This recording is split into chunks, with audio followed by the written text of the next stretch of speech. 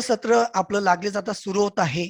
आपण सर्व दुसऱ्या सत्राची आतुरतेने वाट पाहत आहात. दुसऱ्या सत्रामध्ये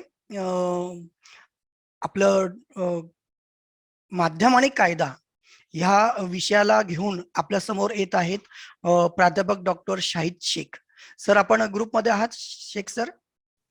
present. Okay sir, thank you sir. माध्यम आणि कायदा अर्थात मीडिया लॉज अँड एथिक्स या विषयावर आज प्राध्यापक डॉक्टर शाहिद शेख सर, जे जनसंज्ञापन आणि पत्रकारिता विभाग doctor Rafiq Zakaria higher learning institute Aurangabad या ठिकाणी आपली सेवा देत आहेत. सर, आपलं मनपूर्वक स्वागत करतो मी या सत्रामध्ये. डॉक्टर शाहिद शेख सरांचा संक्षिप्त परिचय, त्यांचा परिचय फार मोठा आहे, परंतु त्यातली ब्रीफिंग मी आपणासमोर सादर करीत आहे. शेख सर विशेष म्हणजे ज्याप्रमाणे डॉक्टर चिंचोळकर सर पत्रकारितेमध्ये नेट सेट होते, तसंच शैक्षणिक निपुण डॉक्टर शाहिद शेख सरांचं आहे. पत्रकारितेमध्ये सर नेट आहेत आणि PhD आहेत. विशेष म्हणजे मागच्या 24 वर्षापासून सातत्याने पत्रकारिता विषयासंदर्भात अध्यापन करण्याचं कार्य सर करीत आहेत. यांची एक वैशिष्ट्य सरांचं की सर मुक्त पत्रकारिता करत असताना PTI सारख्या प्रतिष्ठित संस्थेमध्ये सुद्धा बातमीदार म्हणून सरांनी तब्बल 14 वर्ष आपली सेवा दिलेली आहे. त्यानंतर राफिक झाकरिया आदर्श शिक्षक तसेच साप्ताहिक युवा तर्फे आदर्श शिक्षक आणि आदर्श पत्रकार या पुरस्काराने सरांना सन्मानित केलं गेलं आहे. त्याचप्रमाणे मुंबई विद्यापीठ, SRTM नांदेड विद्यापीठ आणि आपल्या KBC NMUच्या जळगाव विद्यापीठ, त्याचप्रमाणे अमरावती विद्यापीठ अशा विद्यापीठांच्या विविध समित्यांवर म्हणजे जनसंपर्क आणि पत्रकारी विषयाच्या विविध समित्यांवर सर कार्यरत आहेत. त्यामध्ये विविध अभ्यास मंडळ, अभ्यासक्रम बनवण्यासाठी वेगवेगळ्या प्रकारच्या समित्या या मध्ये चौफेर कामगिरी सरांनी केलेली आहे. सरांच्या जे शोध प्रबंध आहे, अनेक राष्ट्रीय आणि आंतरराष्ट्रीय दर्जेदार निबंध, त्यांचे जे निबंध आहेत ते रेप्युटेड जर्नल ज्याला म्हणतो आपण, UGC रेप्युटेड केअर लिस्ट मध्ये ते प्रकाशित झालेले आहेत. त्याचप्रमाणे बिझनेस मीडिया या न्यूज पोर्टलचे, ऑनलाईन न्यूज पोर्टल आहे बिझनेस मीडिया म्हणून, त्याचे डायरेक्टर म्हणून सर कार्यरत आहेत. त्याच पद्धतीनं पेट्रियॉट सिटीजन फ्रंट ही जी NGO एक मोठी NGO आहे, त्याचे अध्यक्ष म्हणून सर अदर दॅन आपलं कार्य करीत आहेत. त्याचप्रमाणे हर्निमन वृत्तपत्र विद्या महाविद्यालयाचे प्राचार्य म्हणूनही त्यांनी आपला कार्यभार यापूर्वी सांभाळलेला आहे. डॉक्टर जाकिरिया कॅम्पसमध्ये वृत्तपत्र विद्या विभाग प्रमुख म्हणून सध्या सर कार्यरत आहेत. त्यांच्या मार्गदर्शनाखाली तब्बल 150 विद्यार्थ्यांनी लघुशोध प्रबंध सादर केले मास्टर डिग्रीचे आणि PhD डिग्रीचे, आणि ते त्यांना यशस्वी पद्धतीनं त्यांनी त्याला आपलं मार्गदर्शन केलं. ABP माझा, ETV, लोकमत, दिव्य मराठी, सकाळ, times of India, Maharashtra times अशा वेगवेगळ्या मीडियाच्या ज्या संस्था आहेत, ज्यामध्ये झी मीडिया आहे, 18 न्यूज, न्यूज 18 आहे, असे वेगवेगळे जे ग्रुप आहेत, आजतक सुद्धा त्यामध्ये आहे. या ठिकाणी सरांनी जनसंपर्क अधिकारी म्हणून आपली भूमिका निभावलेली आहे. त्याचप्रमाणे राज्य शासनाच्या माहिती आणि जनसंपर्क विभागासाठी सरांनी अनुवादक म्हणून सुद्धा आपली सेवा दिलेली आहे. तर अशा जनसंपर्क आणि वृत्तपत्र विषयामध्ये आपल्या विविध क्षेत्रांमध्ये योगदान दिलेल्या अनुभवयुक्त मार्गदर्शक doctor Shahid Shaikh sir, sir आपलं मनपूर्वक स्वागत, आणि आपण आपलं मार्गदर्शन सुरू करावं अशी विभागातर्फे मी विनंती करतो.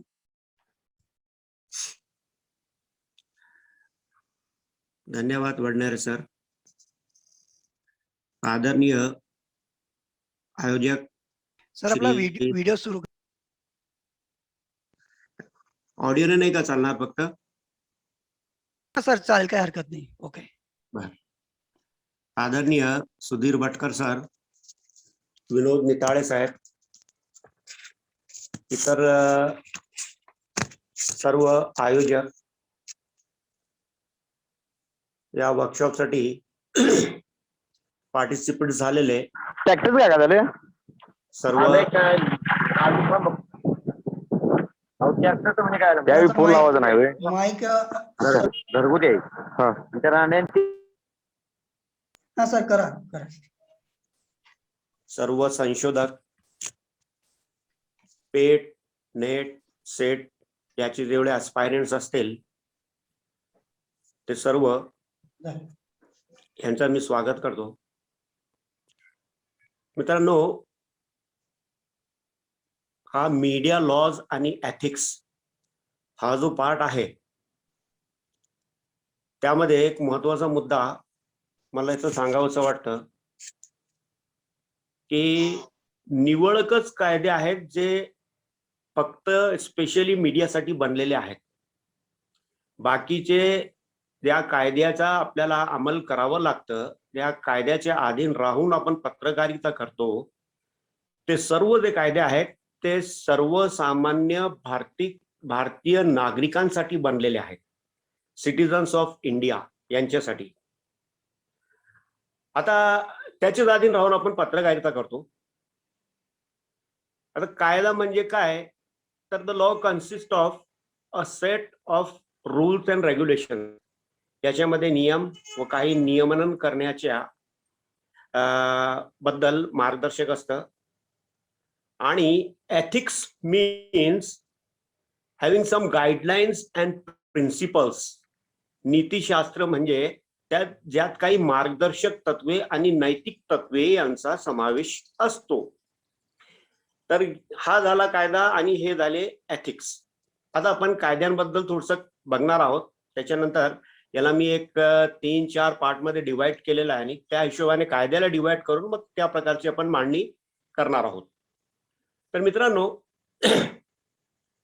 जगात कुठेही जा तुम्ही, कोणताही समाज असेल, त्या समाजाचा सुरळीत चालण्यासाठी काहीतरी कायद्यांची तिथं आवश्यकता असते आणि म्हणून कायदे निर्माण होतात. कालांतराने समाजामध्ये बदल होत राहतात, म्हणून कायद्यामध्ये सुद्धा सुधारणा करावी लागते. त्याच प्रकारे आपला जो माध्यम आहे त्याला आपण भारतामध्ये the fourth state of democracy, ESTATE, चौथा स्तंभ, लोकतंत्राचा चौथा स्तंभ असं म्हणून आपण संबोधित करतो. तर एवढ्या मोठ्या म्हणजे एका स्तंभासाठी कायदे नसावेत का? असावे, आवश्यक आहेत. आणि म्हणून याच्यासाठी सुद्धा अनेक कायदे अस्तित्वात आहे, ज्याचा पालन करूनच तुम्हाला पत्रकारिता करावी लागते. आता सुरुवातीच्या काळामध्ये जसं जर्नालिझम हा शब्दच आहे पत्रकारितेसाठी इंग्रजीमधला शब्द, तो बनलेला आहे एका शब्दामधनं, त्याला आपण म्हणतो ड्युर्नॉल. ड्युर्नॉल या शब्दापासून जर्नालिझम बनलेला आहे. आणि सुरुवातीच्या काळामध्ये फक्त वृत्तपत्र जे आहेत हेच अस्तित्वात होते. फक्त वृत्तपत्रे असल्यामुळे जेवढे कायदे सुरुवातीला बनलेत ते सगळे वृत्तपत्रांसाठी होते. मग कालांतराने काय झालं की त्याच्यामध्ये ऑडिओ मीडिया म्हणजेच नभोवाणी, आकाशवाणी नव्हे, त्यानंतर दूरचित्रवाणी, त्यानंतर डिजिटल मीडिया, या सर्वांचा त्याच्यामध्ये समावेश होत गेला. आणि जसं जसं तंत्रज्ञानाने प्रगती केली तसं तसं माध्यमांचे स्वरूप बदलत गेले. रिटर्न नंतर ऑडिओ झाला, ऑडिओ नंतर ऑडिओ व्हिज्युअल, आणि आता ऑल इन वन आहे. ते ऑनलाईन ज्याला आपण डिजिटल मीडिया म्हणतो किंवा सायबर मीडिया म्हणतो, त्याच्यामध्ये ऑल इन वन आहे. म्हणून कायद्यांची आवश्यकता इथं भासते. आणि महत्वाचा मुद्दा म्हणजे जे कायदे सध्याला अस्तित्वात आहेत, जे माध्यमांनी पाळावे असं एक काय म्हणू आपण त्याला, एक असं मापदंड बनलेला आहे, ते सगळं कायदे माध्यमांमध्ये पाळले जात नाही. त्याचं कारण असं आहे की हे सर्व कायदे प्रगल्भ झालेले नाहीत, तर त्याच्यामध्ये अनेक लूपहोल्स, ज्याला आपण पळवाटा म्हणतो, ते अनेक पळवाटा असल्या कारणाने त्याचा फायदा उचलून समाजामध्ये ते इल्लीगल प्रकार जे आपल्याला पाहायला मिळतात, त्याचं कारण हाच. काही कायदे आहेत जे प्रसार माध्यमांसाठी बनलेत. याच्यामध्ये वृत्तपत्राशी संबंधित, टेलिव्हिजन असेल त्याच्याशी संबंधित, डिजिटल मीडिया, काही जाहिरातींसाठी सुद्धा आहेत, आणि चित्रपट तसेच प्रकाशन, विपणन या सर्व माध्यमांशी संबंधित गोष्टींसाठी कायदे बनलेले आहेत. म्हणून आता याच्यामध्ये फक्त रिटर्न राहिलेलं नसल्या कारणाने ज्या वेळेस कायदा बनवला गेला त्या भाषेमध्ये तर व्याख्या तशी कशी गेलेली आहे ते बघा. पूर्वी तो होता हू एव्हर इन रिटर्न, आता कसं झालेला आहे तो हू एव्हर इन रिटर्न फॉर्म और पिक्टोरियल फॉर्म और ओरल और व्हिज्युअल और सिम्बॉलिकली. म्हणजे फक्त रिटर्न मध्येच नव्हे, लेखी नव्हे, तर त्याच्यामध्ये चित्राच्या स्वरूपात, ऑडिओ ओरल मौखिक स्वरूपात, ऑडिओ व्हिज्युअल दृकश्राव्य स्वरूपात आणि सिम्बॉलिकली म्हणजे खाणाखुणाच्या माध्यमाने या सर्व गोष्टींचा त्याच्यामध्ये अंतर्भाव करण्यात आलेला आहे. म्हणजे जे कोणते कायदे बनलेले त्याच्यामध्ये फक्त रिटर्न असेल तरच होईल नाही, ऑडिओ सुद्धा असू शकतं, ऑडिओ व्हिज्युअल सुद्धा असू शकतं आणि सिम्बॉलिकल प्रेझेंटेशन सुद्धा त्याच्यामध्ये असू शकतं. तर आपण या कायद्यांबद्दल चर्चा करताना त्याची विभाजन केलेले आहेत. ते मी इथं 5 प्रकारामध्ये त्याचे विभाजन केले आहेत. पहिला नंबर 1, राज्य घटनेने किंवा इतर कायद्यांनी नागरिकांना दिलेल्या अधिकारांच्या अधीन राहून पत्रकारिता करण्याबाबतचे कायदे. बघा, इथं स्पेशली मीडियासाठी बनलेले कायदे नाहीये, तर सर्वसामान्य नागरिक तुम्ही आहात म्हणून तुमच्यासाठी कायदे आहेत आणि त्या कायद्यानुसार तुम्हाला ते राईट देण्यात आलेले म्हणून तुम्ही ती पत्रकारिता तिथं करतायत. कायद्याचा दुसरा प्रकार आहे वृत्तपत्र व इतर माध्यमातील पत्रकारांसाठी व इतर कर्मचाऱ्यांसाठी बनवलेले कायदे. म्हणजे न्यूजपेपर असेल, रेडिओ असेल, टेलिव्हिजन असेल, डिजिटल मीडिया असेल, इथं काम करणारे जे कर्मचारी आहेत, पत्रकार प्लस नॉन जर्नालिस्ट, या सर्वांसाठी बनलेले कायदे. तिसरा जो आहे वृत्तपत्र व इतर प्रसार माध्यमांच्या आशयावर नियंत्रण करणारे कायदे.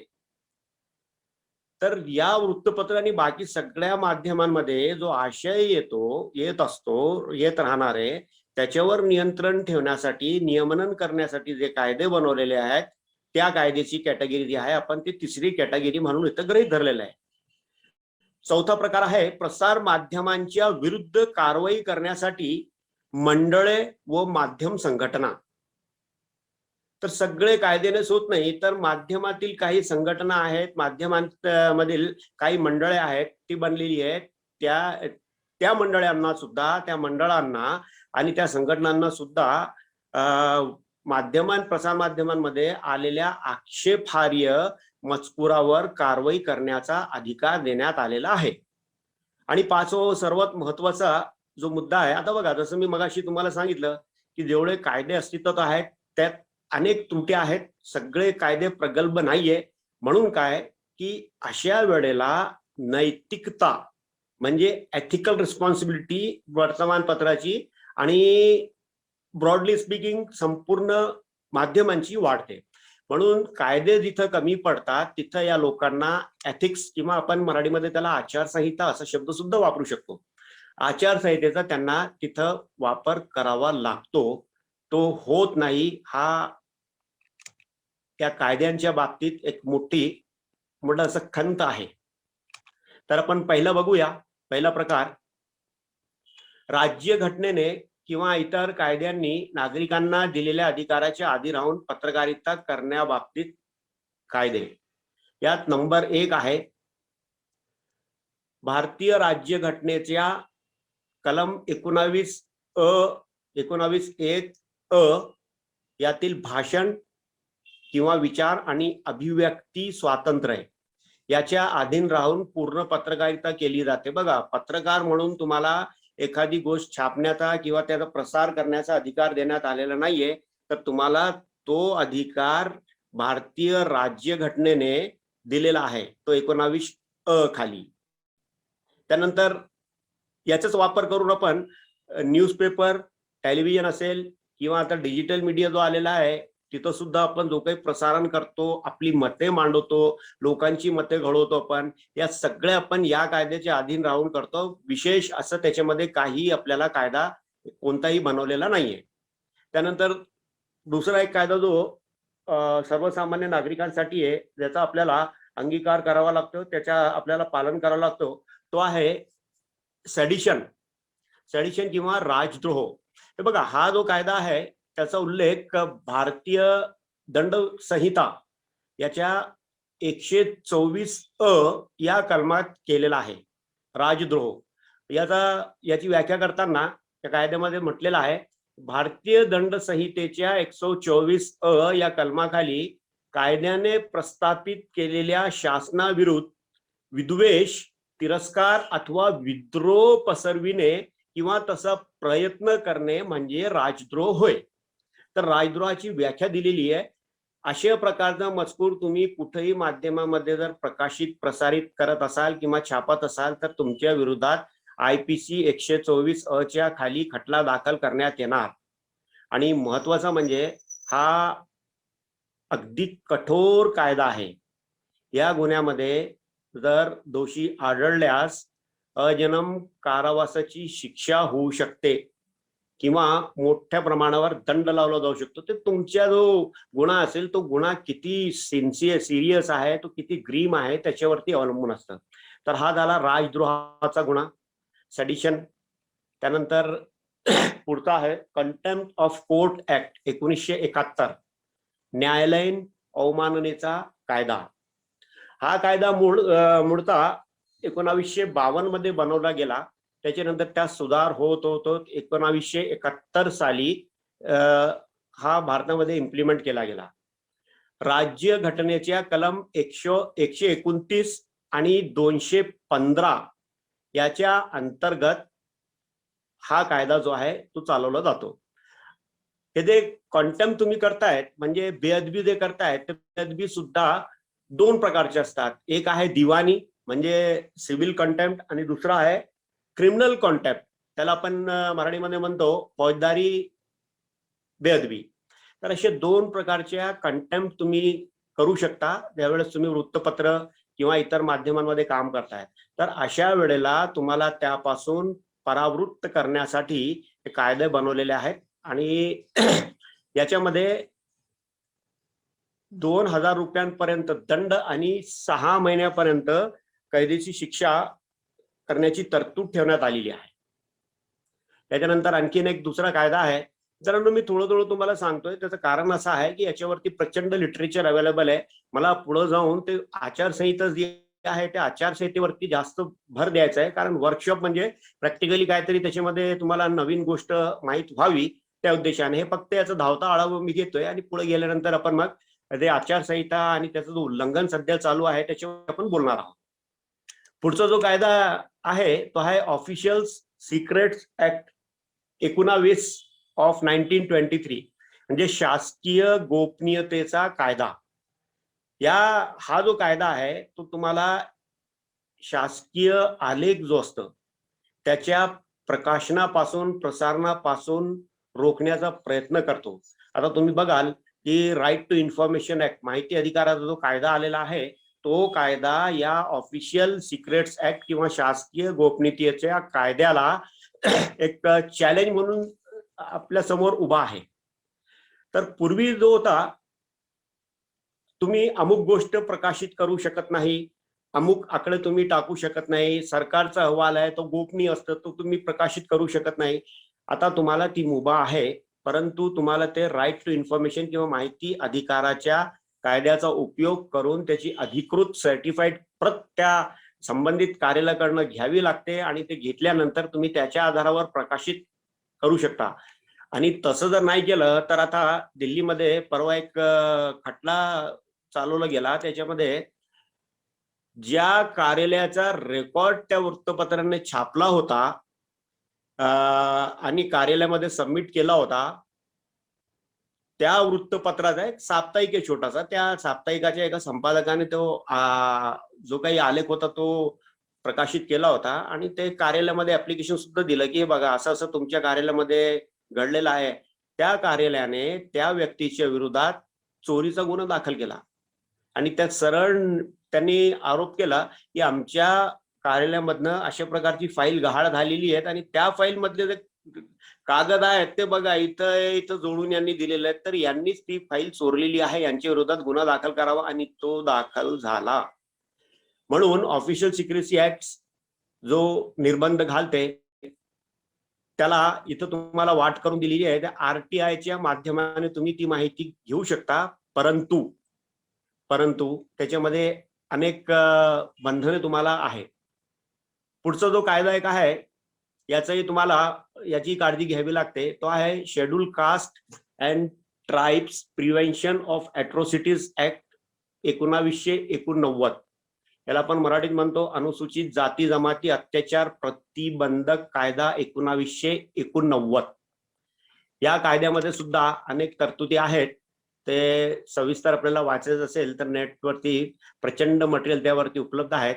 काही हायलाइट्स त्याच्यामधले असे आहेत की अनुसूचित जाती व जमातीच्या व्यक्तीला योग्य व अयोग्य पदार्थ खाण्याची व पिण्याची सक्ती करणे, जातीय भावनेतून शारीरिक इजा पोहोचवणे, त्रास देणे, अपमान करणे, मानवी अप्रतिष्ठा करणे, नग्न धिंड काढणे, जमिनीचा गैरवापर किंवा उपभोग करणे, वेठ बिगारी करण्यास सक्ती करणे, त्यानंतर धाक दाखवून मतदान करण्यास भाग पाडणे, असे प्रकारचे त्यांच्या विरोधात खोटे गुन्हे दाखल करणे, असे प्रकारचे अनेक मुद्दे त्यात सामील केलेले आहेत. तर या सर्व गोष्टींचा आपल्याला भान ठेवावं लागतं ज्यावेळेस आपण पत्रकारिता करतायत. अशा प्रकारच्या हे जे काही गाईडलाईन्स असतील कायद्यामध्ये नमूद केलेले त्याचा उल्लंघन होता कामा नये. झाल्यास अॅट्रॉसिटीच्या कायद्याअंतर्गत वृत्तपत्र किंवा इतर प्रसार माध्यमांच्या विरोधात सुद्धा खटला दाखल होऊ शकतं. पुढचा जो कायदा आहे, हे दोन कायदे एकत्र आपण त्याच्याकडे बघणार आहोत. एक आहे पार्लियामेंटरी प्रिव्हिलेजेस ऍक्ट म्हणजे संसदीय विशेष अधिकाराचा कायदा, आणि दुसरा त्याच्याबरोबर आहे पार्लियामेंटरी प्रोसिडिंग ऍक्ट म्हणजे संसदेच्या कामकाजाचा कायदा. तर ज्यावेळेस संसदेचं अधिवेशन चालू असतं, मग तो दिल्लीतल्या संसद असेल किंवा तुमच्या विधिमंडळाचा असेल, त्यावेळेला सिनियर रिपोर्टर जे आहेत ते कव्हर करण्यासाठी तिथे जातात. आणि मित्रांनो तुम्हाला माहितच आहे ज्यावेळेस या हाऊसचे कारवाई कामकाज चालू असतं त्यावेळेला तुम्ही बघितलं असेल की वृत्तपत्रांमध्ये आणि वृत्तवाहिनींच्या हेडलाईन्स मध्ये सुद्धा तिथं काय निर्णय घेण्यात आले त्याच्याबद्दलच प्राधान्यक्रमाने बातम्या छापल्या जातात, दिल्या जातात. म्हणून ज्यावेळेस तुम्ही पार्लिमेंट कव्हर करतात त्यावेळेस तुम्हाला पार्लिमेंट प्रिव्हिलेजेस ऍक्ट काय आहे याची सविस्तर माहिती असावी लागते. त्याचप्रमाणे पार्लिमेंटरी प्रोसिडिंग ऍक्ट काय आहे ते माहीत असायला पाहिजे. म्हणजे तिथं जो काही कामकाज चालतो सदनाचा त्या सगळ्यांची माहिती आपण घेऊन आपण आपल्या वृत्तपत्रामध्ये किंवा वृत्तवाहिनीमध्ये आपण ती प्रसारित किंवा प्रकाशित करू शकता. परंतु त्याच्यामध्ये अनेक बंधन घातलेले आहेत. समजा उदाहरणार्थ तिथले सभापती म्हणत असतील की अमुक सदस्याने आता जी गोष्ट सांगितलेली आहे that is off the record, that is not to be taken on the record. तर ज्या वेळेस ते म्हणतात it is not taken on the record त्यावेळेला तुम्ही ती गोष्ट छापू नये हे तुमच्यासाठी सुद्धा असतं. म्हणून या कायद्याचं आपल्याला पालन करावं लागतं. आणि जर आपण छापलं तर ते रिप्रिमांड करणं, त्याच्यानंतर सदनामध्ये तुम्हाला येण्यात बंदी घालणं आणि तुमच्या विरोधात कायदेशीर कारवाई असे अनेक तरतुदी त्याच्यामध्ये आहेत.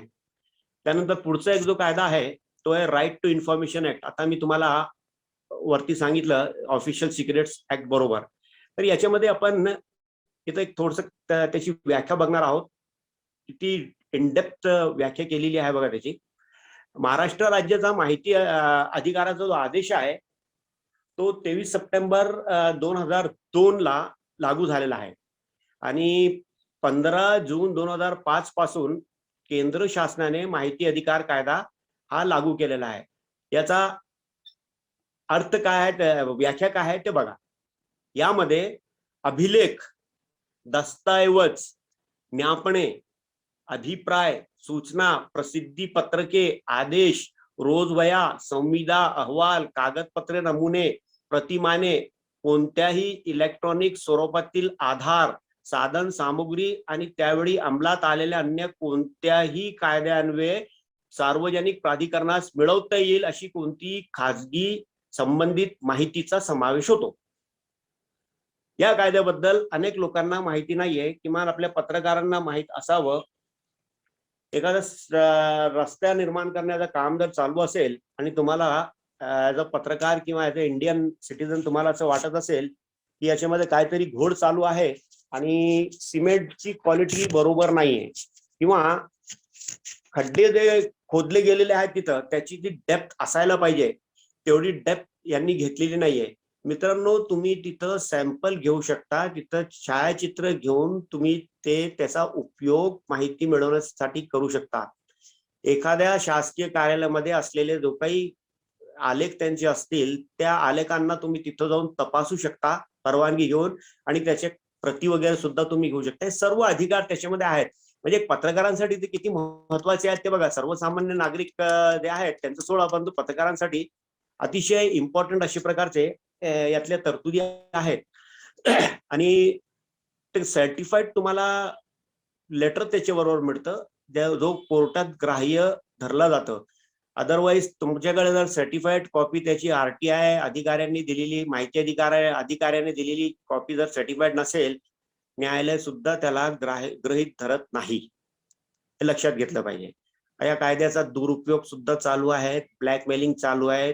हे दररोज तुम्ही वृत्तपत्रामध्ये वाचत असाल, मग त्याच्यामध्ये काहीतरी निर्बंध असावे, त्याच्यामध्ये दुरुस्ती करावेत, अशा प्रकारची वेळ आलेली आहे. पुढचा जो कायदा आहे तो आहे IT ऍक्ट 2000. तर माहिती माहिती प्रसारणासाठी आता सध्याला जो चौही बाजूनी वेब पोर्टल्स, न्यूज पोर्टल्स हे जे आलेले आहेत, याला निर्बंध या कायद्यामुळेच घातलं जातं. ऍक्च्युली हा IT ऍक्ट किंवा माहिती तंत्रज्ञान कायदा 2000 हा बनवण्यामागचा उद्देश काय होता की ई-कॉमर्सला एक थोडीशी चालना द्यावी, उद्देश हा होता. परंतु तो आपल्या दृष्टीने जर आपण पाहिलं, प्रसार माध्यमाच्या दृष्टीने, तर आपल्याला त्याचा जो वापर आहे तो माहिती प्रसारणासाठी करावा लागतो. राज्यसभा आणि लोकसभा अशा दोन्ही ठिकाणी मे 2000 मध्ये हा कायदा पास झालेला आहे आणि याच्यामध्ये एकूण 13 भाग असून 94 पोट भाग आहेत. हे लक्षात ठेवावे. 13 भाग आणि 94 पोट भाग आहेत. ई-कॉमर्स याला कायदेशीर स्वरूप देण्याचा या मागचा मुख्य उद्देश होता. आणि इलेक्ट्रॉनिक रेकॉर्ड जे असतात, आता बघा आपण दररोज इलेक्ट्रॉनिक रेकॉर्डचा वापर करतो आणि डिजिटल झाल्यामुळे आपण आपल्या बँकमध्ये किती बॅलन्स आहे तो आपण घरी बसून त्याची माहिती मिळवू शकतो. त्याचप्रमाणे आपल्या बँकेमध्ये पैसा जर जमा झाला असेल तर त्याचा मेसेज तुम्हाला इलेक्ट्रॉनिकली येतं. तुम्हाला तिकीट कुठं बुकिंग करायचं असेल, हॉटेल बुकिंग करायचं असेल, या सगळ्या गोष्टी ज्या आहेत, इव्हन तुमचा वॅक्सिनेशन करण्यासाठीचा जो अपॉइंटमेंट असतो तो सुद्धा तुम्ही आता इलेक्ट्रॉनिकली घ्यायलेत. तर या सगळ्या गोष्टींना लीगल करणं आणि त्याला एक कवच, सुरक्षा कवच देण्यासाठी हा कायदा अस्तित्वात आला 2002 मध्ये. आणि आपल्याकडे जो आहे त्याचे अनेक पॉइंट असे आहेत की जे अद्याप प्रगल्भ झालेले नाहीये.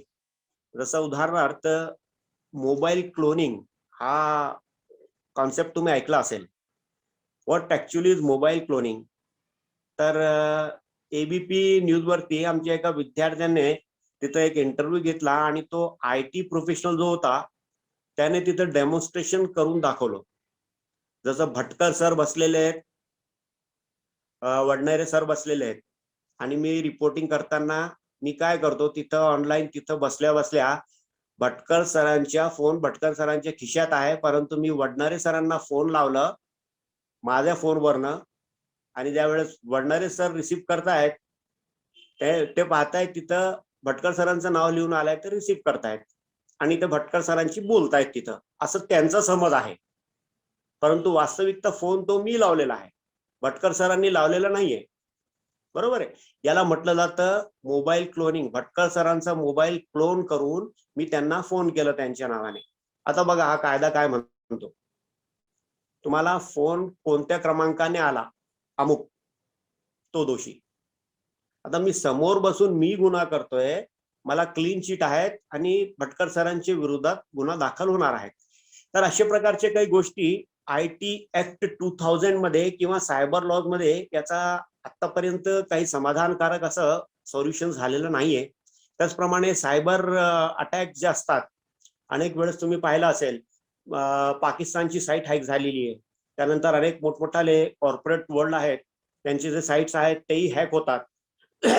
आणि त्याला लीगल भासवण्यासाठी यांनी एक शब्द त्याला जोडलेला आहे, एथिकल हॅकिंग. एथिकल हॅकिंग अशी प्रकार. Hacking is hacking. एथिकल काय आणि अनएथिकल काय? चोर चोरी करतोय, नाही ती नैतिक चोरी होती असं आपण म्हणू शकत नाही ना. तर हा कायदा त्या दृष्टीने प्रगल्भ झालेला नाहीये. त्याच्यामध्ये अनेक लूप होल्स अद्यापही आहेत. आणि उलट मला वाटतं की या कायद्यातले जे चोर आणि जे निगेटिव्ह पार्टवाले जे लोक आहेत, निगेटिव्हली जे उपयोग करतात याचा, त्या लोकांना प्राधान्यक्रम दिला जातो. मी एक मागच्या वर्षी ऐकलं होतं, आता गुगलचा जो आला होता तो अफवा होती, परंतु मागच्या वर्षी एका कॉर्पोरेट ऑफिसची साईट एका मुलाने हॅक केली. मुलाने म्हणजे तो 18-19 वर्षाचा असेल, एक नवीन IT प्रोफेशनल होता, त्यांनी ती साईट हॅक केली होती. हॅक केल्यानंतर त्या कंपनीचे जे मॅनेजमेंट होतं, त्या मॅनेजवाल्यांनी त्याला बोलवलं आणि त्याला विचारलं, तू ही हॅक केली? म्हणे हो. तर यांनी काय केलं, त्याला पोलिसात देण्याऐवजी त्याला आपल्या कंपनीचा कॉर्पोरेट वर्ल्डचा जो नेटवर्क होता त्याचा हॅक करून टाकलं आणि त्याला प्रचंड पगार दिला. तर हा जो प्रकार आहे याच्यावरती मला वाटतं संशोधन व्हायला पाहिजे.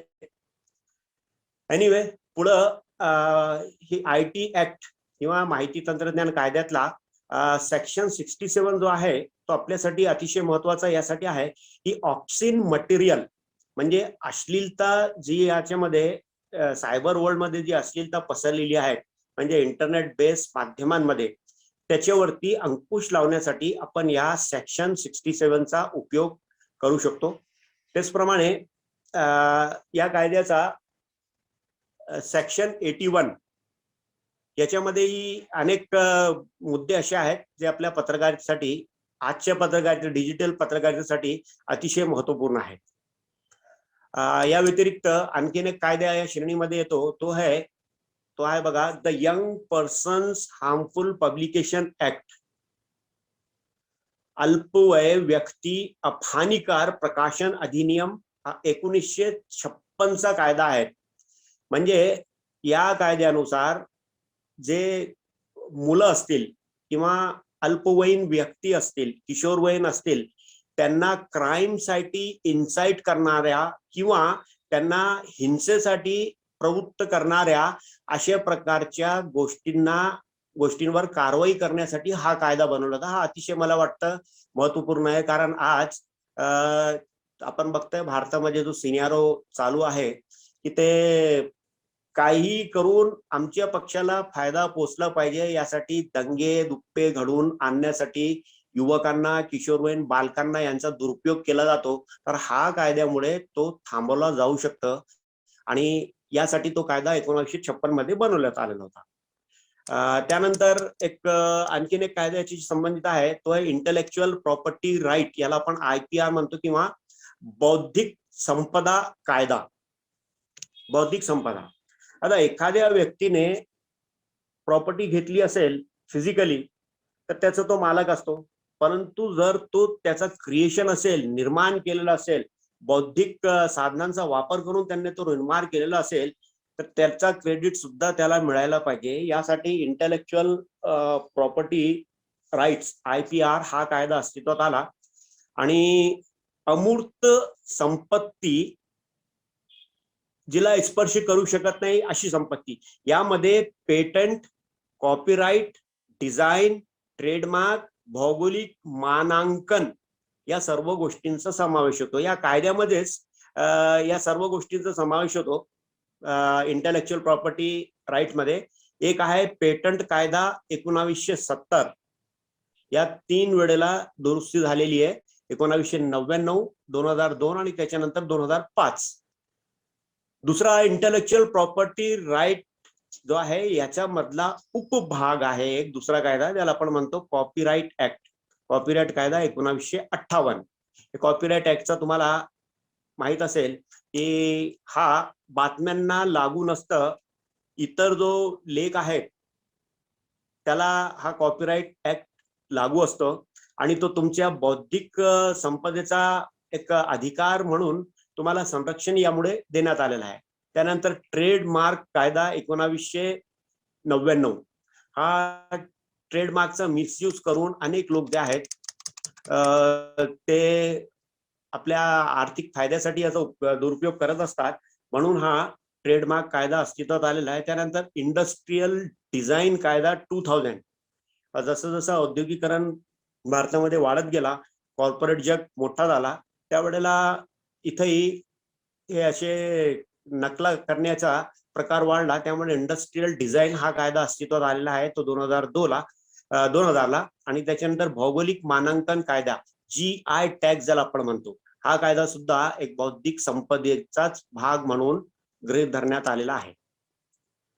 पुढचा कायदा आहे the indecent representation of woman prohibition act 1986. मराठीमध्ये याला आपण म्हणतो स्त्रियांचे असभ्य प्रतिरूप प्रतिषेध अधिनियम 1986 1986. आता याच्यामध्ये महिलांचा जो रिप्रेझेंटेशन आहे, इंडिसेंट रिप्रेझेंटेशन, असभ्य प्रतिरूपण, याच्यावरती अंकुश लावण्यासाठी हा कायदा बनवण्यात आलेला आहे. परंतु या कायद्यामध्ये हा कायदा तुम्हाला सविस्तरपणे समजून घेणं अतिशय आवश्यक यासाठी आहे की आपण याच्या भीतीने अनेक लीगल गोष्टी सुद्धा इल्लीगल समजून करत नाही, असं पत्रकारिता करताना होऊ नये. आता जसं उदाहरणार्थ तुम्हाला एक गोष्ट सांगतो की मला वाटतं काल सुद्धा कुठंतरी एक मुद्दा तो आला होता की महिलांचा जाहिरातींमध्ये उपयोग होतो आणि आपल्याकडे जर तुम्ही बघितलं तर अनेक महिला संघटनांनी महिलांचा विनाकारण जाहिरातीमध्ये जो उपयोग तो प्रदर्शन होतो त्यांचा आणि त्याला इंडिसेंट रिप्रेझेंटेशन जो होतो त्याच्यावरती आक्षेप नोंदवलेला आहे. परंतु मित्रांनो, हे आपल्याला समजायला पाहिजे की वास्तविकता ही नाहीये. जाहिराती देणारे जे कंपनीज आहेत ते कधीही अशा प्रकारचे काय म्हणतो आपण अशा प्रकारचा गुन्हा करणार नाही.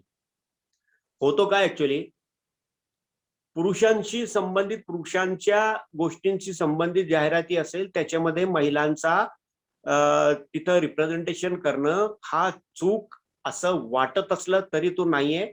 जसं उदाहरणार्थ आता भारतामध्ये तुम्ही जर बघितलं तर 90% महिला जे आहेत हे महिन्याचा किराणा असेल किंवा बाकीचा घरचा जो सामान असेल हे खरीदण्यासाठी मॉल्स पासून किराणाच्या शॉप पर्यंत महिलाच जात असतात, पुरुष 10% जात असतील.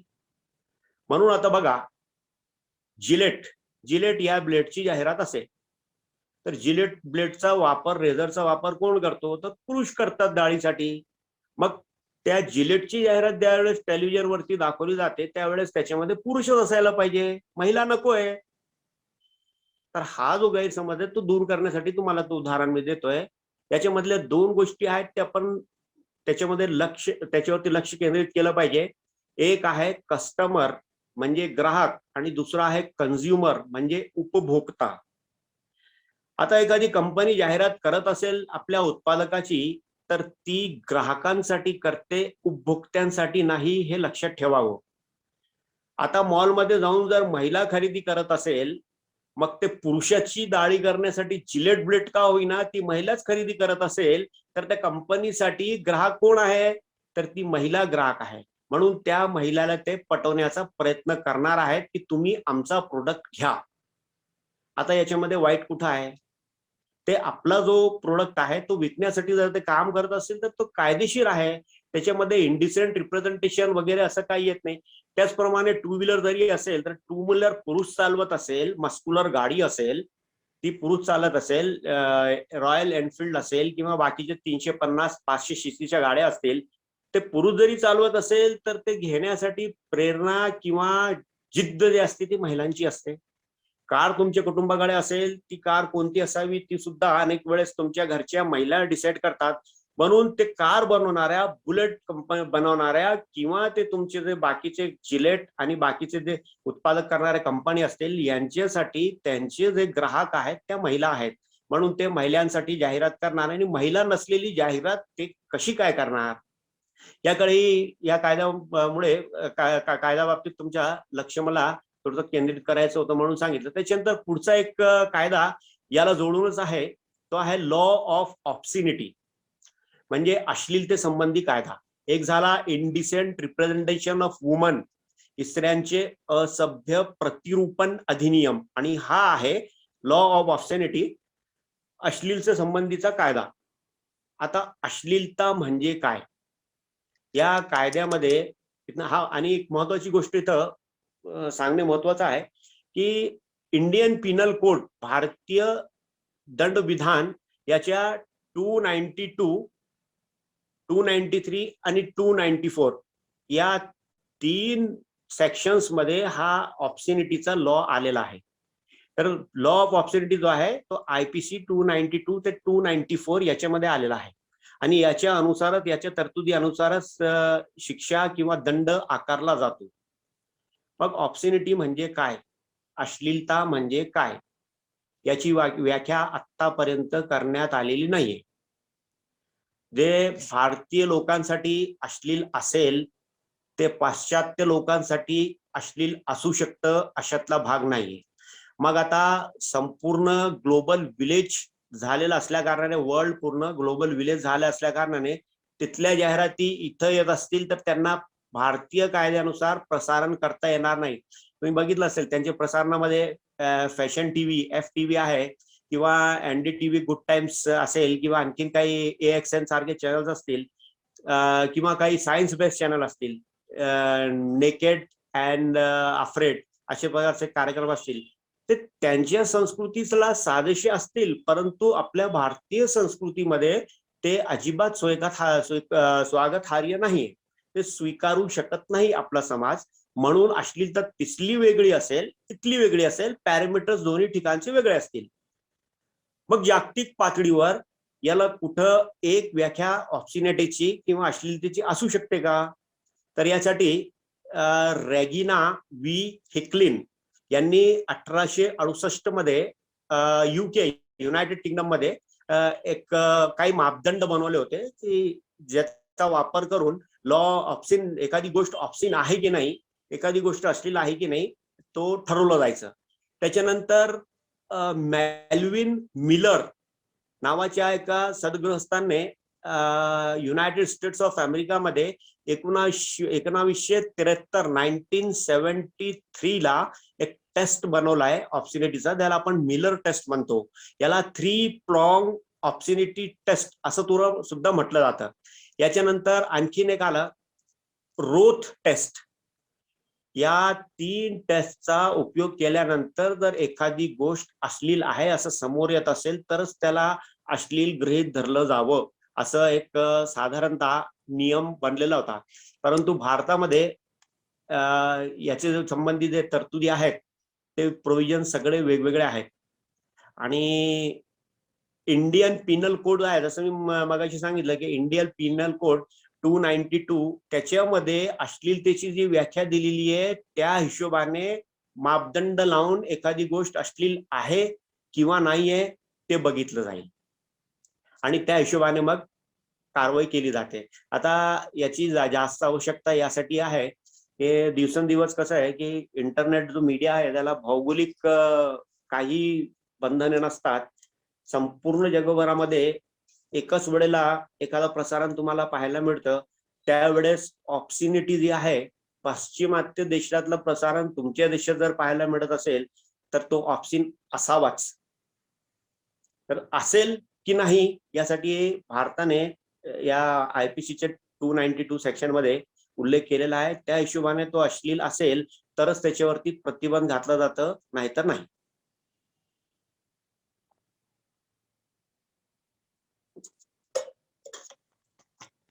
पुढे मित्रांनो, केबल टेलिव्हिजन जेव्हा सुरू झाला 1994-95 जवळपास, त्यावेळेस cable television network regulation act नावाचा एक कायदा आणखीन आलेला आहे. हे नावावरूनच तुम्हाला कळलं असेल की cable television network regulation act हा काय करत असेल. तर it prohibits the telecast of obscene content on television. दूरचित्रवाणीवरील काहीही अश्लील प्रसारणासाठी बंधन घालणारा हा कायदा आहे. त्याच्यामध्ये अनेक तरतुदी तिथं दिलेल्या आहेत. हा होता पहिला पाठ.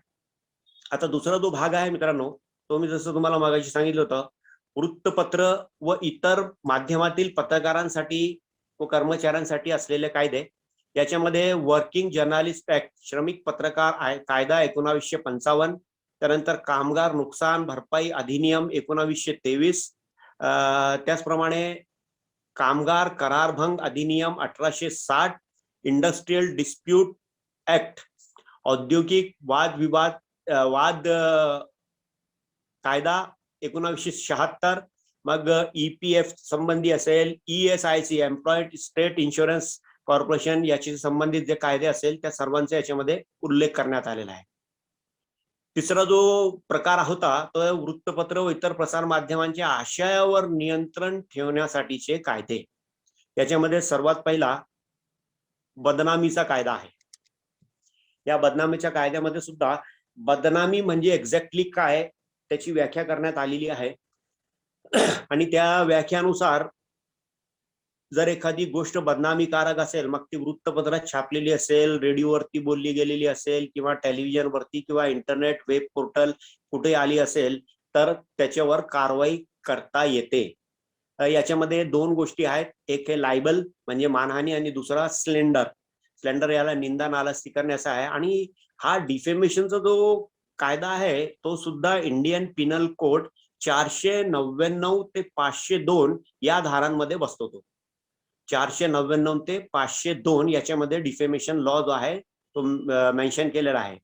त्यानंतर एक आहे प्लॅगरिझम ऍक्ट, साहित्य चोरीचा गुन्हा.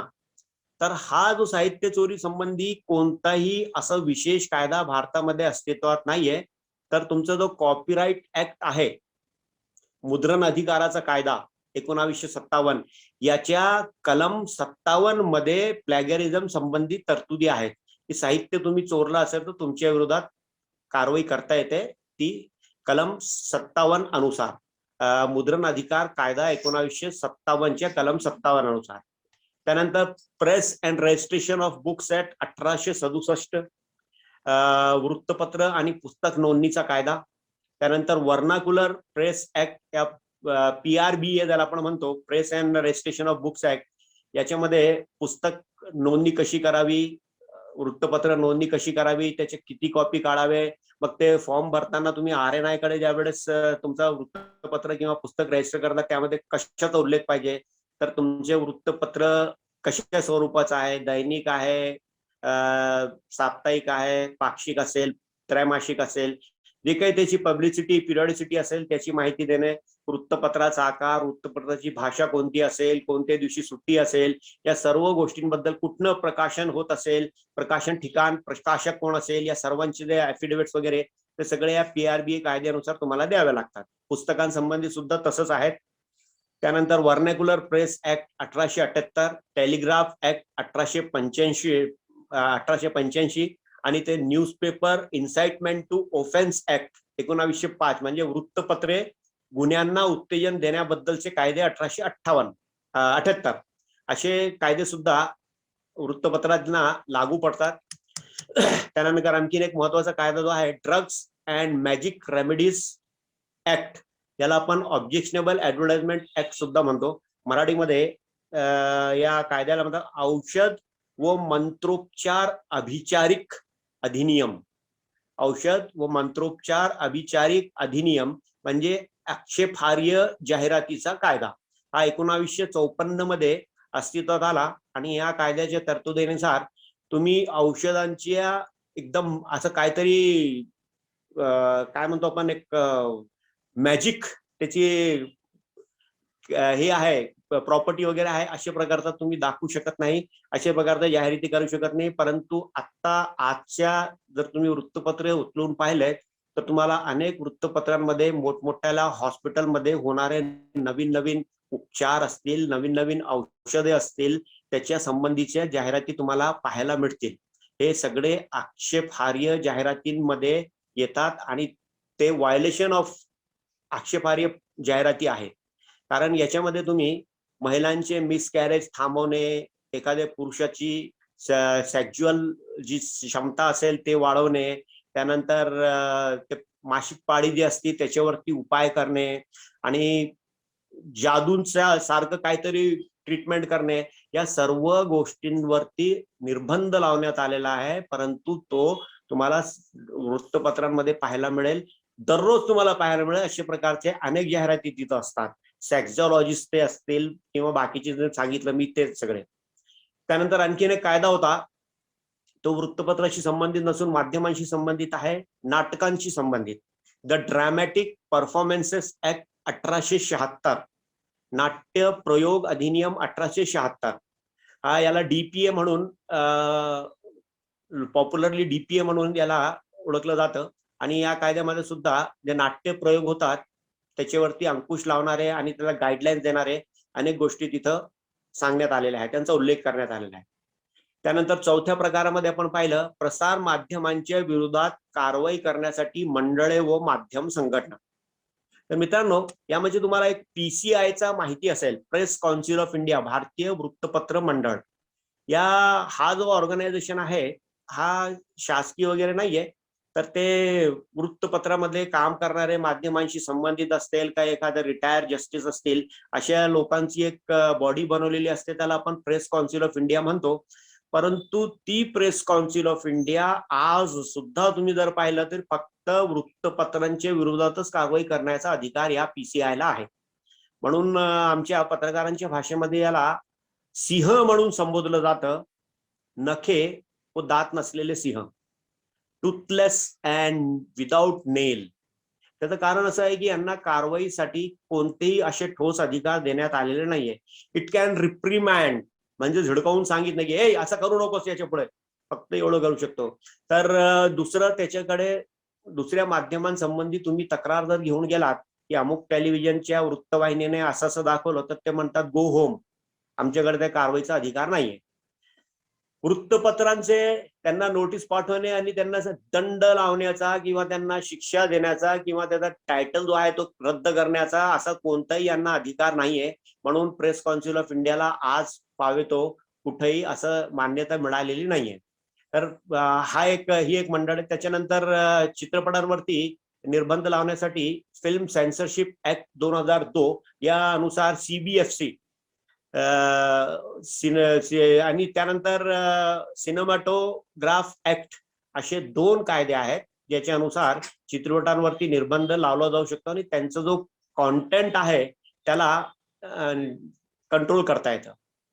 त्याच्यानंतर आता मगाशी तुम्हाला पीसीआय बद्दल सांगितलं मी की त्याला फक्त वृत्तपत्रांच्या विरोधात कारवाई करण्याचा अधिकार आहे. मग टेलिव्हिजनचे न्यूज चॅनल असतील किंवा इतर चॅनल असतील त्यांच्या विरोधात काही जर आक्षेपार्ह मजकूर आला असेल तर कुठं तक्रार करावी? तर मित्रांनो, त्यासाठी एक बॉडी बनलेली आहे, ती आहे NBA, news broadcasters association. News broadcasters association याचा आता जो नाव आहे, नुकतंच नाव बदलण्याऐवजी विस्तारित करण्यात आला, तो आहे NBA ऐवजी आता केलं NBDA, news broadcasters and digital association, NBDA. याचे जे चेअरमॅन आहेत ते श्री रजत शर्मा आणि सुधीर चौधरी हे सुद्धा त्याचे सदस्य आहेत. आता या NBDA ने टेलिव्हिजनच्या आशयाला कंट्रोल करण्यासाठी एक बॉडी रजिस्टर केलेली आहे, त्यांनी बनवलेली आहे. त्या बॉडीला म्हटलं जातं NBDSA, national broadcasting and digital standards authority of India. National broadcasting and digital standards authority of India, NBDSA. याचे सध्याचे जे चेअरमॅन आहेत ते रिटायर्ड जस्टिस सिकरी. आणि या NBDSA ला टेलिव्हिजनमध्ये ब्रॉडकास्टिंगचे जे काही नियम आहेत, कायदे आहेत, त्याचा व्हायोलेशन झालं तर त्यांच्याकडे आपण तक्रार करू शकतो आणि ते कारवाई इनिशिएट करतात. आता नुकतंच तुम्ही पाहिलं असेल 2 महिन्यापूर्वी 23 नोव्हेंबर 2021 या NBDSA ने 2 न्यूज चॅनल्सच्या विरोधात कारवाई केलेली आहे. त्याच्यामध्ये एक आहे झी न्यूज आणि दुसरं टाइम्स नाव. यांच्यावरती कारवाई केलेली आहे आणि त्यांचं कारण होतं त्याचं, त्यांनी आपल्या याच्यामध्ये मेन्शन केलेलं आहे की झी न्यूजने खालिस्तानी असं त्या शेतकऱ्यांचं आंदोलन चालू असताना त्यांना खालिस्तानी म्हणून संबोधलं. त्याचप्रमाणे टाइम्स नाव जो आहे यांनी सुद्धा एथिक्स आणि कोड्स जे असतात भारतीय प्रसारणाचे त्याचं उल्लंघन केल्यामुळे या दोघांच्या विरोधात NBDSA ने कारवाई केली. यानंतर ASCI, तो तुम्हाला माहित असेल, advertising standards council of India. भारतातल्या जाहिरातींना त्याचं नियमन करण्यासाठी ही बॉडी बनविण्यात आलेली आहे की जाहिराती आक्षेपार्ह आहे की कशा आहेत त्याच्याबद्दल येणारे जे ऑब्जेक्शन असतील त्याचं निराकरण करण्यासाठी ही बॉडी अस्तित्वात आहे.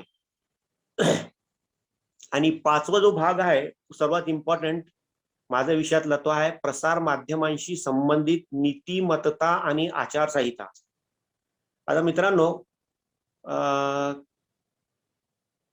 कायदे अस्तित्वात आहेत ते पुरेसे नसल्याने नैतिकता किंवा आचारसंहिता जी आहे प्रसार माध्यमांशी संबंधित त्याचं काटेकोरपणे पालन करणं अतिशय आवश्यक आहे. परंतु इथं तसं होताना दिसत नाही. त्याचं कारण असं आहे की तुम्ही आणि मी आपण जे करणार आहोत, we are going to be professional journalist. म्हणजे पत्रकारिता हा एक व्यवसाय म्हणून आपण बघणार आहोत. तर पत्रकारिता as a profession is something different आणि मीडिया इंडस्ट्री हे काही वेगळं आहे. माध्यम उद्योगाचा दर्जा प्राप्त झालेला आहे ना, तर माध्यमाला उद्योगाचा दर्जा न्यूजपेपर इंडस्ट्री, त्यानंतर television industry, film industry, industry हा शब्द त्याच्याशी जोडला गेल्यामुळे पूर्णपणे ते व्यावसायिक झालेला आहे. आणि हे दोन्ही वेगवेगळे असल्या कारणाने अनेक प्रॉब्लेम्स आपल्याला फेस करायला लागतात. आणि आपण बघत असाल की चांगला कॅलिबर असणारे सक्षम अशा प्रकारचे अनेक संपादक आहेत जे वृत्तपत्र सोडून कुठंतरी दुसऱ्या ठिकाणी गेले, काही टेलिव्हिजनला गेले, मग एक चॅनल सोडलं दुसऱ्याला गेले, दुसरा सोडलं तिसऱ्या, कारण ते आपले जे एथिक्स असतात त्याच्याशी कॉम्प्रोमाइज करत नाही. आज तुम्ही पाहाल किमान एक दर्जनभर असे मोठमोठाले पत्रकार आहेत ज्यांच्या तोडीचा भारतामध्ये कोणी नाहीच. असे पत्रकार जे आहेत ते आपला स्वतःचा जो आहे डिजिटल चॅनल वगैरे सुरू करून तिथं काम करतायत. आणि हा दुर्दैव आहे की ते चांगले असल्या कारणाने त्यांना आचारसंहितेचा पालन करा म्हणून ते म्हणालेत, म्हणून ते ऍज अ प्रोफेशन ते म्हणालेत. पत्रकारिता त्यांचा प्रोफेशन आहे, त्यांचा व्यवसाय आहे म्हणून ते म्हणालेत. परंतु मीडिया इंडस्ट्री जो आहे, आता इंडस्ट्रीचा एक व्याख्या मी जी ऐकली होती ती अशी आहे, making money out of money invested. तुम्ही गुंतवलेल्या पैशाच्या आधारावर नफा कमवणे याला म्हटलं जातं इंडस्ट्री.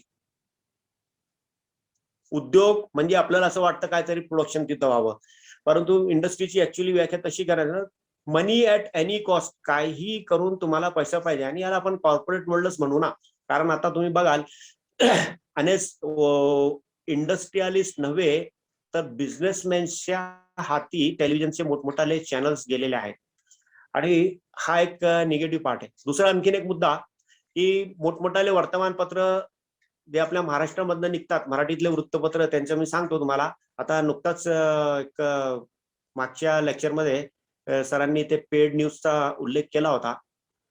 तर तो मी सांगतो, इथले मोठमोठाले वृत्तपत्र बिनधास्तपणे पेड न्यूज घेऊन छापतायत आणि त्याला शेवटी लिहितायत ते जाहिराती म्हणून छापत नाही, बातमी म्हणून छापतात. म्हणून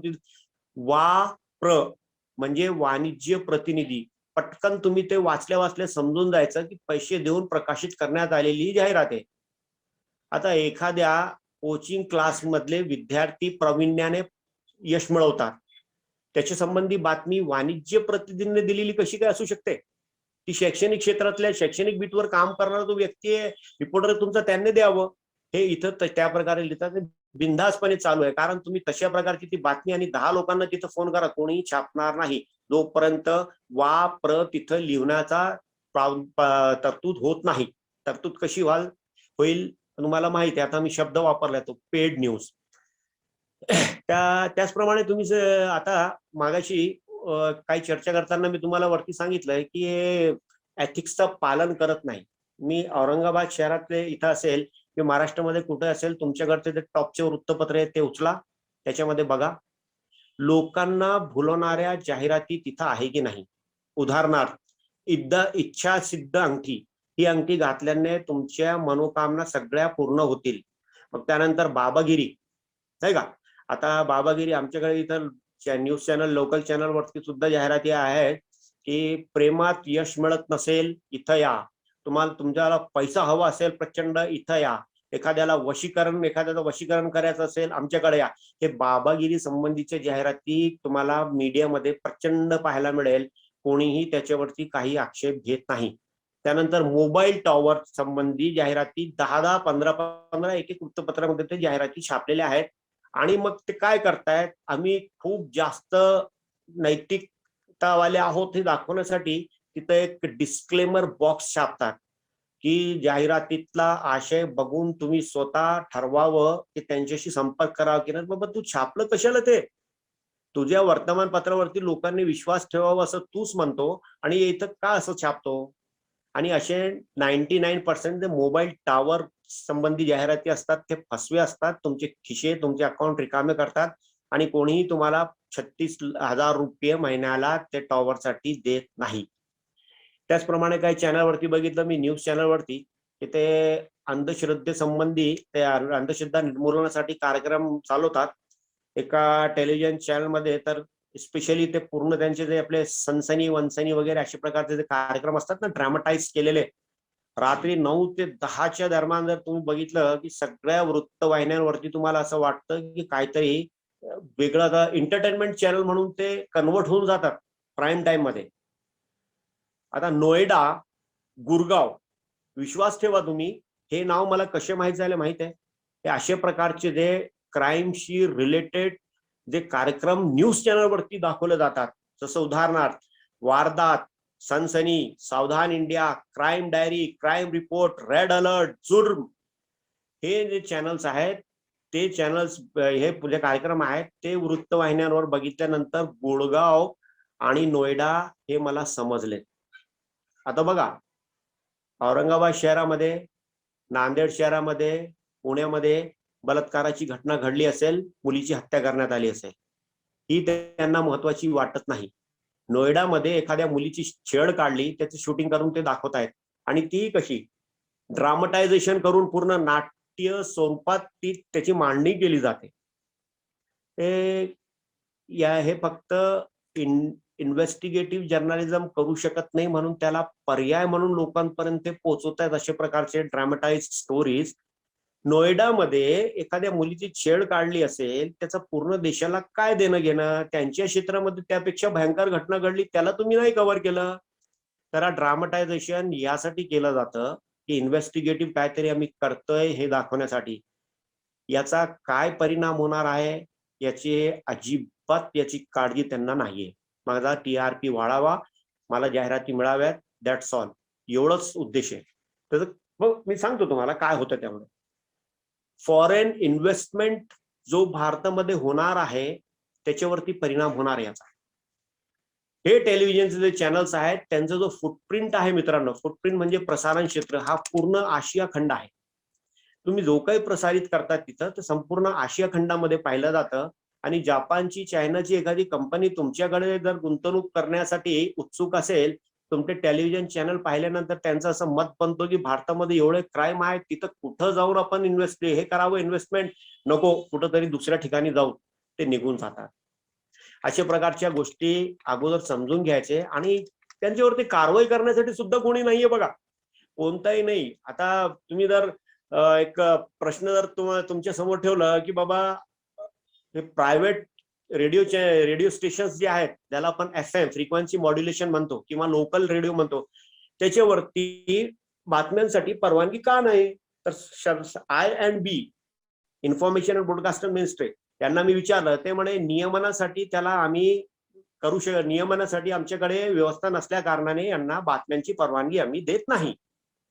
आता त्यांना बातम्यांची परवानगी देत नसेल, मग टेलिव्हिजनवरती एवढं सगळं अनएथिकल आशय आहे, त्याच्यावरती तुम्ही कुठं कारवाई करतायत? त्याचप्रमाणे वेब पोर्टल किंवा न्यूज पोर्टलवरती जेवढे आक्षेपार्ह बातम्या प्रसारित होतात त्याच्यावरती तुम्ही कुठं कारवाई करताय?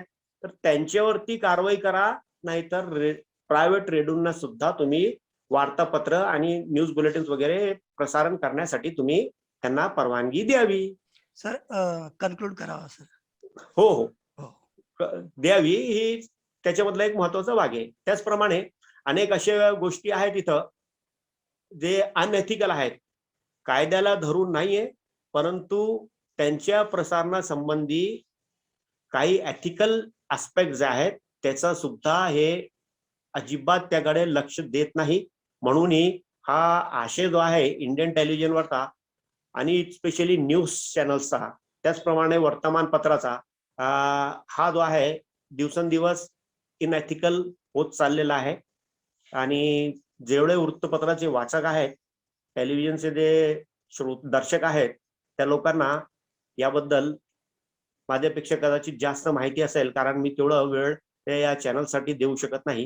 तुम्हाला जास्त माहिती असेल. याला कुठंतरी नियमन करण्यासाठी आणखीन स्ट्रिक्ट लॉज असायला पाहिजे असं मला वाटतं. आणि वेळ ऑलरेडी आपला झालेला आहे, 1 तास 10 मिनिटं झालेले आहे. मला वाटतं इथं कन्क्लूड करतो मी.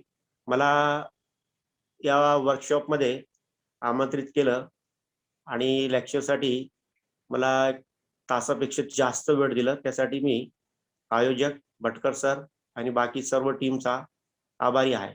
धन्यवाद. धन्यवाद सर. अतिशय कमी वेळात इतका कठीण विषय, खरं तर माध्यम कायदा आणि नीतिमत्ता हा फार मोठा विषय आहे, ज्याला आपण ब्रॉड विषय म्हणतो. आणि त्या ब्रॉड विषयाची सरांनी अतिशय साध्या सोप्या पद्धतीनं ज्या पद्धतीनं मांडणी केली ती खरोखरच वाखाणण्यासारखी आहे. मी किनली ऑब्झर्वेशन केलं सरांचं, की काही कायदे जे होते त्या कायद्यांचे जे बारकावे होते, जे विशेषतः माध्यम क्षेत्राच्या संदर्भातले, त्या बारकाव्यांचा त्यांनी व्यवस्थित उदाहरणं, अगदी लेटेस्ट रेफरन्स देऊन विद्यार्थ्यांना उदाहरणं देऊन पटवून दिलं. आणि खरोखरच ह्या किचकट विषयाला रंजकता आणि लेटेस्ट रेफरन्स देऊन ज्या पद्धतीनं सरांनी समजून दिलं ती खरोखरच चांगली होती. विद्यापीठाच्या विभागाच्या वतीनं आदरणीय कुलगुरू महोदय, आदरणीय कुलगुरू महोदय आणि आदरणीय भटकर सर आणि आमच्या सगळ्या सहकार्याच्या वतीनं आणि पार्टिसिपेंट झूम मध्ये सगळ्या आणि युट्यूब मधल्या पार्टिसिपेंटच्या वतीनं मी आपला मनस्वी आभार व्यक्त करतो. आणि धन्यवाद.